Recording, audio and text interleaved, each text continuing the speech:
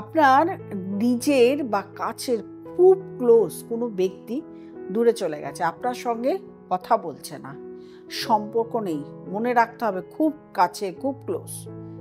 সেই ব্যক্তিকে আপনার কাছে বা তার রাগ ভাঙানো সেগুলো করতে হবে। কি করতে হবে? একটি জায়ফল নেবেন, জায়ফলটাকে আপনার হাতের মুঠোর মধ্যে নেবেন, জায়ফলটাকে নিয়ে 3 বার এরকমভাবে ফু দেবেন।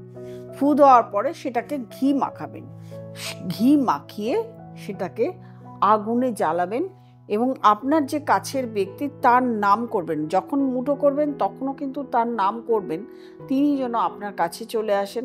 এবং ঘি দিয়ে যখন পোড়াচ্ছেন তখনও কিন্তু বলবেন তিনি যেন আপনার কাছে চলে আসেন।